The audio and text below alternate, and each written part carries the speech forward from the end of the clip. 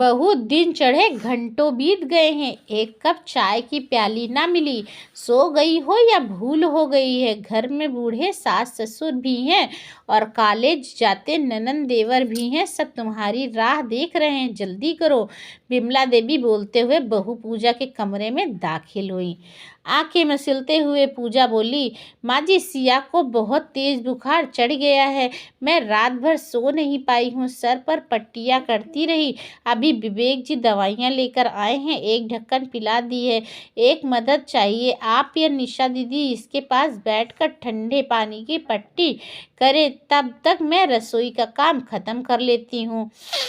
तुम्हारा दिमाग खराब हो गया है क्या? निशा यहाँ बैठेगी या अपने कॉलेज में जाकर पढ़ेगी लिखेगी, और मैं यहाँ कमरे में बैठकर क्या करूँगी? पूजन पाठ मंदिर कौन करेगा, और तुम्हारे बाबूजी के सुबह सुबह के प्रवचन कौन सुनेगा? चलो बेटी, चलो, छोटी बच्ची है, सो रही है, तुम अपना काम निपटा लो, फिर आकर पट्टी करती रहना। ऐसी माँ बेटी की बीमारी के बहाने आप जीवन में चलते ही रहेंगे। माँ जी, ये आपकी पोती है, आप कैसे अपनी जिम्मेदारियों से मुंह फेर सकती हैं? थोड़ी दया कीजिए, मैं जल्दी से सारा काम निपटा कर आती हूँ। तब तक आप इसके पास बैठी रहना, वरना डर कर चिल्लाने लगेगी। बहू, बच्चे हमने भी पाले हैं, मेरी एक बात समझ में नहीं आती। जरा सी सर्दी जुकाम बुखार हुआ नहीं कि तुम घर रसोई की जिम्मेदारियों से बचने की कोशिश करती हो। अरे बच्चे हैं, हर चौथे पांचवें दिन कुछ ना कुछ होता ही रहता है, तो क्या हम इनके पास ही बैठे रह जाएंगे? और ज़्यादा है ना तो अपने मायके से अपनी बहन को बुला लो, मगर हमसे कोई उम्मीद ना रखना। अब जाओ, रसोई जाकर संभालो। पूजा की आंखों में आंसू आ गए, आखिर वह भी एक माँ थी। अपने बच्चे को दर्द में तड़पता छोड़ कैसे चली जाती? फिर भी ना चाहते हुए पूजा रसोई के काम निपटाने चली गई। कहने को घर में इतने सारे लोग, मगर काम सिर्फ बहू के ही हिस्से में आता है, क्यों? और जब मदद चाहिए तो अपने मायके वालों को बुला लो। ऐसा नहीं है कि इतनी बार उसने बुलाना भी पड़ा है। पूजा के माता पिता पास के गांव में रहते थे, 2 बहनें, एक छोटा भाई, और सभी पढ़ रहे थे। जब भी उसके ससुराल से मायके जाना होता तो सास विमला जी कहती, अपने पिताजी भाई को बुला लो, बेटियां मायके बिना बुलाए नहीं जाती हैं। मगर दूसरा पहलू यह था कि हमारा खर्चा नहीं होना चाहिए। ससुराल से मायके आने जाने का सारा खर्चा पिता और भाई ही उठाते। साथ में जब भी लड़की की ससुराल आते तो गांव से ताजे फल सब्जियां दाल चावल फ्री में मिल जाते। 7 माह की गर्भवती हुई तो बोल दिया गया, अपनी बहन को बुला लो। बेचारी अपनी बहन की देखभाल कम पूरे घर का काम करती, रसोई बनाती, सास और ननद दोनों मिलकर उस पर हुक्म जमाती चलती। सिया होने के 4 महीने तक उसकी माँ ने ससुराल आकर उसकी देखभाल की। सिया की मालिश, नहलाना, उसकी लंगोटियाँ बदलना। दूसरी तरफ सास बस अपने घुटनों को लेकर बैठी रहती और उन्हीं की हम उम्र मेरी माँ सुबह से शाम तक हम माँ बेटी की देखराख में लगी रहती। जल्दी जल्दी खाना बनाते हुए अचानक से मोबाइल की घंटी बजी। उसने फ़ोन उठाया तो देखा बहन वंदना थी, जो बोली, दीदी, रविवार को आरती और सुलभ की ओलोपीडिया की परीक्षा है। हम लोग अगर आपके घर शनिवार को रात को आ जाएं तो हमें बड़ी आसानी होगी सेंटर तक पहुंचने की। अपनी बहन की बात सुन अचानक आरती को कुछ ख्याल आया और वह बोली, शनिवार को क्यों? अभी 1 घंटे के अंदर अगर तुम सब लोग मेरी ससुराल आ जाओ। और सुन, माँ बाबूजी को लेकर आना, उन्हें बहुत दिन हो गए हैं छुटकी से मिले हुए, उसकी तबीयत भी ठीक नहीं है। तुम सब आओगे तो अच्छा लगेगा। अच्छा सुन, एग्ज़ाम वाली बात मेरे घर में किसी को ना पता चले। मायके में आरती की बहुत पूछ परख थी, सभी भाई बहन उसे बहुत मानते थे, उसका आदेश कभी नहीं टालते थे। इसीलिए वंदना ने हाँ में सर मिलाकर फ़ोन रख दिया और पहुंच गए सभी लोग उसकी ससुराल। अचानक अपनी बहू के मायके वालों को देख विमला देख भी सकपका गई। अरे आप लोग बिना बताए! तभी पूजा रसोई से भागती हुई आई। आ गए आप लोग, अच्छा हुआ। अरे वंदना, जा सिया को ठंडे पानी की पट्टियाँ आप टू रख ले आरती सुलभ, तुम लोग निशा पूरब के कमरे में अपना सारा सामान रख लो, पढ़ना शुरू कर दो। मैं तब तक चाय नाश्ता बनाती हूँ और माँ तुम आराम से टीवी पर आस्था चैनल पर भागवत सुनो। सबके सामने विमला देवी कुछ नहीं बोली, मगर अपनी बहू के पीछे पीछे रसोई पर पहुंची और बोली, बहू ये क्या तमाशा है, तुम्हारे मायके वाले यहाँ क्यों आए हैं?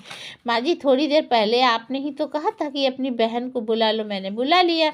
अरे मैंने तो ऐसे ही बोल दिया था, और बहन को बुलाना था, बहन आती पूरा खानदान क्यों आ गया? अब मैं क्या जानूँ माँ जी, आ गए तो भगा तो सकती नहीं हूँ। कुछ ज़्यादा ना बोल चुपचाप चाय पकौड़े बनाने लगी। शाम को जब खाना खा रहे थे तो देखा पूजा के पिताजी शंकर जी दाल चावल के बोरे, झोली भरी हरी सब्जी फल लिए चले आ रहे थे। बहू तुम्हारे बाबूजी भी आने वाले थे, तुमने बताया नहीं। माजू मुझे भी नहीं पता था, अब आ ही गए हैं तो खाना खिला दो। विमला जी बहुत ज़्यादा परेशान थी, मगर सबके सामने क्या कहती, और फिर इतने सारे बोरे झोले देकर कहीं ना कहीं लालचवश या सोच चुप रह गई। कल तो वापस लौट ही जाएंगे। रात में पूजा विमला सासू माँ के कमरे में आकर बोली, माँ जी मेरी माँ आपके साथ सो जाएंगी, और बाबूजी का बिस्तर मैंने अपने पिताजी के साथ लगा दिया है, वे लोग हॉल में सो जाएंगे। विमला जी के पति गुस्से से उनकी तरफ घूर रहे थे। यह क्या लगा रखा है, अब मैं अपने घर के हॉल में सोऊंगा? यह लोग यहाँ क्यों आए हैं? अब कैसे बताएं कि इन्हीं के कहने पर आए हैं? जी आज रात की बात है, मना मत करिए, डरती हुई अपने पति से बोली, क्योंकि उन्हें पता था कि दिवाकर जी बहुत गुस्से वाले हैं, मगर घर गृहस्थी में समधी लोग होने के कारण चुप रह गए।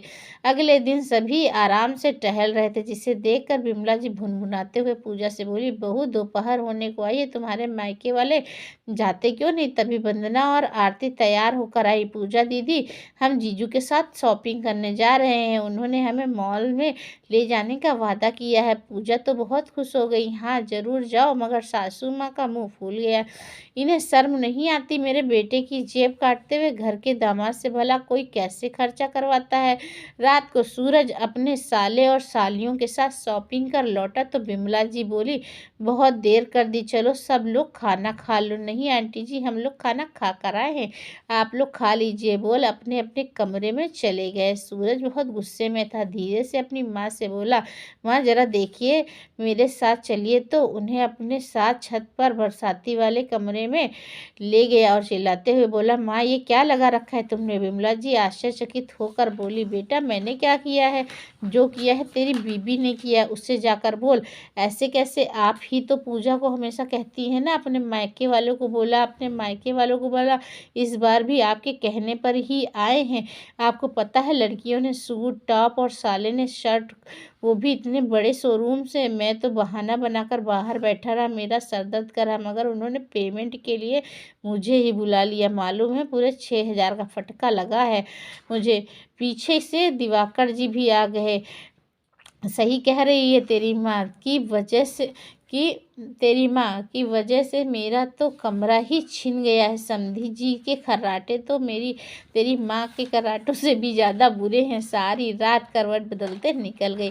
भाई और बहन की गुस्से से बोले, हमें भी प्राइवेसी नाम की कोई चीज़ नहीं है, सभी हर समय दखल देते रहते हैं। माँ सबसे पहले तो इन लोगों को रफा दफा करो, आपके थोड़े से लालच के चलते हम सभी बहुत परेशान हैं। आप और निशा उसकी मदद कर सकते हैं, फिर भी अपनी जिम्मेदारी से बचने के लिए उसकी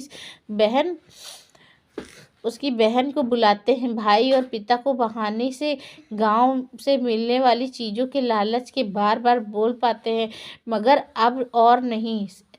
आगे से कुछ भी हो पूजा के मायके वालों को यहाँ आने को ना कहना, वरना मुझसे बुरा कोई नहीं होगा। रायता आपका फैलाया हुआ है, साफ भी आप ही करेंगे। वाह तुम सब तो ऐसे बोल रहे हो जैसे मुझे तो कोई फर्क नहीं पड़ रहा है। मैं जान रही हूँ रसोई का सारा राशन खत्म हो रहा है। समधन जी सारा दिन आस्था चैनल देखती रहती, क्योंकि सास भी कभी बहू थी, देखकर तो दूभर हो गया है। और पूजा को ताने भी नहीं दे पा रही हूँ। मुझे बुरी स्थिति में कोई भी नहीं होगा। मुझसे बुरी स्थिति में भी कोई नहीं होगा, लेकिन आप ही पूजा को बोलती हो इन लोगों को वापस भेजने का। रात में सबके सोने के बाद उन्होंने पूजा से कहा, बहू इन सब का गाँव जाने का कब का टिकट है?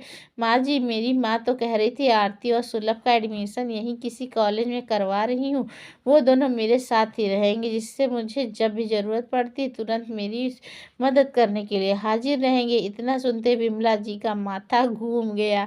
अरे क्या हम मर गए हैं तुम्हारी मदद करने के लिए? माना पिछली कुछ गलतियां हो गई थी, लेकिन देखो बहू, हम तुम्हारे अपने हैं कि अपने मम्मी पापा और भाई बहनों को क्यों परेशान करना। यहाँ पर भी तो तुम्हारी ननद और देवर हैं, मैं हूँ ना। आइंदा से अपने मायके वालों को बिना बात के मत बुलवाना। मेरा मतलब है, लड़की के माता पिता को बेटी के ससुराल में आकर रहना शोभा नहीं देता है। बूढ़े पुराने लोग कहाँ करते थे कि हाँ, मगर कोई शादी फंक्शन न्योता हो तो खूब आए, मनाई थोड़ी ना है। आखिर वह तुम्हारे घर वाले एक सांस में वह सब कुछ भूल गई। जैसे आप ठीक समझे माँ जी, वही होगा। आप चाहती हैं? सुन विमला जी के कलेजे को ठंडक पड़ गई और समधी लोग वापस लौट जाएंगे। असल में पूजा तो बस उन्हें सबक सिखाना था, ताकि उनकी सास को अपनी गलती का एहसास हो। आखिर बहू ससुराल वालों की जिम्मेदारी है, फिर मायके वाले आकर बार बार उसकी मदद क्यों करें? सभी लोग रविवार को परीक्षा के बाद वापस गांव चले गए। उनका तो वैसे भी यहाँ बसने का कोई इरादा ही नहीं था, सिर्फ अपनी बेटी पूजा के कहने पर किया था, जिसमें मायके वालों ने बखूबी साथ दिया था। यह भी एक बहुत बड़ी बात है, जो कि शायद ही संभव हो। कई जगह मायके वाले बेटियों की तकलीफ समझते कहाँ हैं।